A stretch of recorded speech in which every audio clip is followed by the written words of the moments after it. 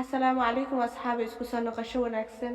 Ugu horaan waxaan rabaa inaan nii mahad celiyo sida quruxda badan la idila socotiin iyo dhiirigelintiina. Fiidiyogan intaana bilaabin, fadlan ha ilaawin inaad like saaratid. Haddii aad nagu cusub tahay sidoo kale, channelkeena subscribe saaro, gambaleelkana furo si uu kuu soo gaaro muuqaalaheena. Fiidiyogana asxaabtaada la sii wadaag. aad baad u mahadsan tahay. Haddana qisada ayaan guda galaynaa soo bax. Hallo, magacaygu waa Bella. Waxaan jiraa 17 sano. Markii aan yaraa wala isoo korsaday, waxaan ku soo koray guri jacayl badan aan ka soo helay. Weligeena ma dareemin in la isoo korsaday. Runtii ma rabo inaan ogaado cid ay yihiin waalidiintayda saxda ah. Laakiin haddii aan ogaan lahaa inaan leeyahay walaal midaasoo mataane leh, mar hore ayaan raadin lahaa. ugu dambeynna nasiibka ayaa wuxuuna kulansiiyay 16 sanadood kadib. Tana waa lama filaan cajiib runtii. Waalidiinteed ayaa waxay lahayn sanad guurada 25aad maalinka arooskooda. Xaflad weyn ayay sameysanaynay. Aad ayaan u nacbayna ku labisto toobasha. Maadaama hooyadii ogeed ayaa waxay ii sheegtay inay tahay maanta maalin ugu weyn, ayna rabto inay noqoto gabadha ugu qurux badan. Ani weligay ma xiran mana aqaan meel laga soo gato. hooyadeedana ma rabin inaan jabiyo runtii. waan baxay Google-ka ayaan ka fiiriyay. Iskoolka markii aan ka soo baxay ayaa meel aad u fog ay ahayd runtii. Dukaanka ayaana aaday. Shaqaalihii ugu horeeyay ayaan weydiiyay, waxaan dhahay hallo, waxaan u baahanahay toob xafladeed. sidaan indhahayga idhay markay isku dhaceen xoog ayaan isku fiirin labadeena. waxayna ila noqotay anigoo muraayad iska dhex arkay. afkii waa joog la gabay. kadib ayaa su-aashadii ugu horeysay igu soo dhacday ayaa waxay ahayd, adiga ma lagu soo korsaday? haa ayay dhahday. 13 Juule dhalasho ma leedahay? haa ayayna ku dhahday. waan u tagay waana isku duuduubay. aad ayaan runtii ugu farxay. waxaanan dhahay waaw, waxaad leedahay walaal taasoo mataan kule ah. toobka igula talisay ayaan soo qaatay. inta ay shaqada ka soo baxaysan waxaan ku sugaya meel kafe ah. wayna ii imaaday Maari. way soo fadhiisatay. markiiba waxay bilowday inay iska ooydo iyadoo gacanta afkayga saaraysa. mar walba sidaan anigu u ooyo markaan xanaaqsanahay. waan u tagay waana dejiyay. markii ay degtay ayaa waxay iga sheekaysay. waxaan weydiiyay, maanta iskuulka ma lagaa soo eriyay, maxaa u shaqaynaysaa? haa ayay ku dhahday. waxayna ii sheegtay maadaama ay hooyadeeda u sheegtay inaan waxba iskuulka soo kordhinaynin ay tahay inay shaqaysato. waan shaqareysnay aniga. lacagtan ma u baahnayn familkayga, laakiin taasi waxa ugu talagashay hooyadeeda inay iyadu ku xumayso maadaama ilaa yaraanteedii si xun loola dhaqmi jiray. aniga waan guduutay runtii. Maari waxaa loo soo korsaday maadaama ay waalidiinteeda ilmo dhali karin. kadib 8 sano waxaa u dhashay wiilkooda. waqtigaa wixii ka dambeeyayna Maari reerkii way gooni ay ka noqotay. waxaa la bilaabay inaa la colaadiyo, markasta la iska eriyo. aabaheedana uu iskaga fiirsan jiray mar waliba. aniga waxaaba leeyahay hooyadeeda, laakiin Maari waxay dhahdaa waa eedadeyda maadaama ay si xun ula soo dhaqantay ilaa yaraanteeda si bil-aadanimada ka baxdan runtii. Maari waxay kale ii sheegtay inay isbuucii shaqayso 6 maalin. markay shaqada ka soo baxdana hawsha guriga dhan in iyada qabato. waxay kale ii sheegtay inay mararka qaar hurdo fiican helin. iyo waxay kale ii sheegtay inay seexato guriga hoostiisa. yacni meeshaan bil-aadan looguma talagelin. guriga dhan waa laga saaray. cuntadana sidoo kale kuma cuni karto miiska. waxay ahayd inay keligeeda hoosta la tagto. aniga waan adkaysan waay. waxaana ku dhahay inay iga kala joojiso ayna tahay waqtigan cashirka usoo dhigi lahaa. walaasheeda maadaama gumaysigii sanadada badan haystay ay ku weydo qofnimadeedii waa ila yaabtay. laakiin aniga waan haystaa qofnimadeeda iyo powerkayga. haddana waxaa la soo gaaray waqtigii aan walaasheeda badbaadin lahaa. waxaanan u sheegay inay ii sheegto dhammaan information ku saabsan familkayga iyo waxa ay qabtaan. anigana kayga aan u sheego. waa inaan wax waliba ogaanaa. musqusha ayaana dharkeena ku kala bedelanaynaa. runtii aad ayay u yaabtay. isha ayaana u jebiyey. waxaanan ku dhahay ima fahmaysid, nolosheena ayaan kala bedelanaynaa ilaa muddo. aniga gurigayga ayaa tegaysa, adna gurigaaga ayaan tegayaa. markii aan islaantan cashir usoo dhigo wax waliba waalidkayga ayaan u sheegaynaa. iyaga waa dad aad u fiican runtii, wayna na caawin doonaan. waana isku raacna ugu dambeyn. waan baxay gurigeeda ayaan tegay. albaabka ayaana aayar iska furay. waxaan iska dhigay qof guriga kala garanayo. meeshii kalarku ahaa anigoo u socdo waa meeshii hoose alaabada lagu gurtay ay Maari seexanaysay ayaa waxaa maqlay cod fadhiga kasoo yeedhayo oo leh Maari xageed ku maqnayd ilaa waqtigan shaqada markaa kasoo bax degdegna gurigu imaadid ayay ahayd. waana u soo galay wanaag fadhiga ku fadhida taleefan haysato waxaana ku dhahay saaxiibteed ayaa la kulmay dhagahaagana geli hadda wixii ka dambeeyo guriga waqtiga raba ayaan imaanayaa.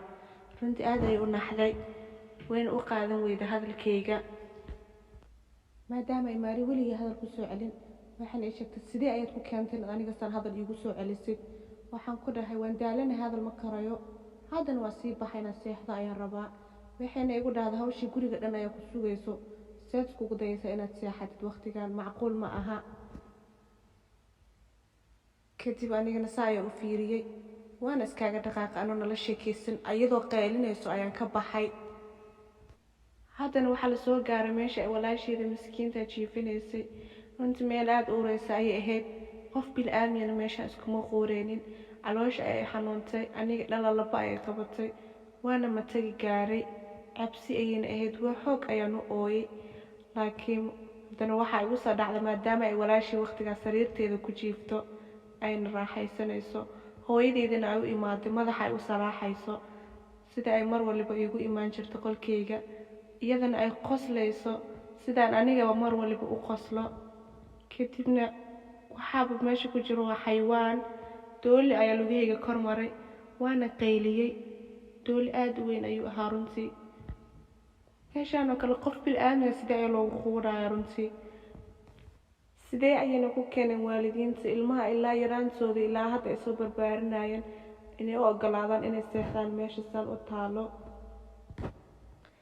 cabaar kadib ayaa albaabka lasoo furay nin ayaana ii imaaday isla markiina waa aqoonsaday inuu yahay Maari aabaheeda. wuxuuna ii sheegay Maari maxaad hooyadaada ku samaysay madaxa ayaa xoog u xanuunayo. waan istaagay dhinaciisa ayaan u dhaqaaqay waxaana ku dhahay ma hubta inaad iyada hooyadeeda ugu yeeraysid. hooyada dhabta ah ilmaheeda uma ogolaato inay meesha saan oo kale seexato. haddii hooyadii ahaan lahaydna iima ogolaan lahayn inaan meesha jiifo. wuxuuna igu dhahay waa maxay dhibta ku jirta. marka koobaad dooligan aadka u weyn oo yaanyuurta lafaaca markaad adiga soo gelaysana sanka ayaad soo qabatay. meesha waa meel lagu jirado asigoon hadal dhihin ayaa u jeedsaday wuuna iga baxay. isla markiina waxaa albaabka mar labaad lasoo furay waxaana aqoonsaday inay tahay eedada Maari. wuxuuna ii sheegay waxbaa ka qaldan ilaa sanadoo dhan ayay seexanaysa meeshaan. albaabku way ku xirtay waxayna dhahday ilaa ay caadi kasoo noqonayso waa inay meeshan ku jirtaa. albaabkii ayayna igu qufushay laakiin aniga maba i dhibayninba meeshaan. taleefankayga ayaana soo qaaday Maari ayaan u qoray qolkayga ma ka heshay Maari. iyadana waxay dhahday beela meesha waan kaa soo saareynaa waxay ahayd in lama filaan kaaga dhigno laakiin waa inaan kuu sheega aniga. maxay ii soo saarayaan bal ma iska kay dhaafaan meesha waaba ku haystaaba runtii. markii aan u qoray ku dhawaalidkayga may ku ogeynaan anigay ahayn jawaabteeda ayaa iga yaabisay. waxayna dhahday hooyadaada waa mid aad u khatara lamana gaadi karo. markii ay igu dhahday soo xiro toobka waana soo xiray dhankayga ayaan u dhaqaaqay. waxayna dhahday beela ma tihid waxaan ka arkaa sida aad toobka ugu qanacsan tahay iyada saanoo kale ugumaba socon karteen. waxyar kadib albaabka ayaa soo furmay waxaana imaaday Maari hooyadeyda iyo naag kale oo aanan garanaynin. naagta waxay ka socotay xuquuqda carruurta. runtii ilmaha yaroo la korsaday waa ina loo sheega xaaladahan oo kale haddii iskuulka laga joojiyo meesha uu seexanayo iyo xaaladii dhammaan sida loola dhaqmo dhan. haddii wax yar ka qaldanaado ilmaha waa la qaataa. kadib Maari eedadeeda markii labadeena isku kay aragtay runtii waxay bilowday inay wareerto dhulka ayayna ku dhacday. odaygana meel ayuu iska fadhiyay isagoo hadalka soo bixaynin. kabacdi ayaa waxaan sameeyey Maari intaan dhinaceeda u tuuro ayaan ku dhahay Maari waqtigeeda hadli lahayd ayaa la gaadhay haddii ay jirto waxaad u sheegtid hadda u sheeg. waxayna ku dhahday cabdiqaniimadeeda ugu weyn ayaa ahayd inaan adiga kaa cabsoodo laakiin maanta adiga ayaa salaca ku jiro.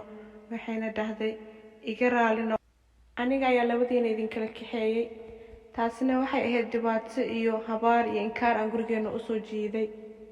waan yaabna runtii waxaana ogaana sidii ani iyo walaashida naloo kala kaxeeyey iyada iyo ninkeeda way ogaayeen inaan mataano nahay waxayna reebeen hal ilmo kaliya inay korsadaan sidaas ayayna maari ku soo wateen qofkii meesha joogayna lacag ayaa la siiyey si uu afkiisa u xirto maalmo kadib waxaa imaaday waalidiintayda sidaas ayayna aniga igu soo wateen iyagoona ogeyn inaan ahay mataan maalintii ku xigtay hay'adda carruurta ayaa maari ka soo wadeen guriga maalintii labaadna aabahayga ayaa u tegay sooshiyaalka si uu maaqii u korsado maadaamaan mataane ahayn sidaas ayaana anigii maaqii kusoo midownay maalintii ku xigtayna waxaa dhacay baartiga hooyadayda aabahayga toobkii aniga aan soo gatina maaqii ayaa xidhnayd anigana shaar iyo surwaalkayga ayaan ku ciyaarayay sidii aan awalba rabay maaqii waxay ahayd gabadha ugu quruxda badan baartiga rajadeydana waxay ahayd inaan walaashayda nolol farxad leh igula noolaato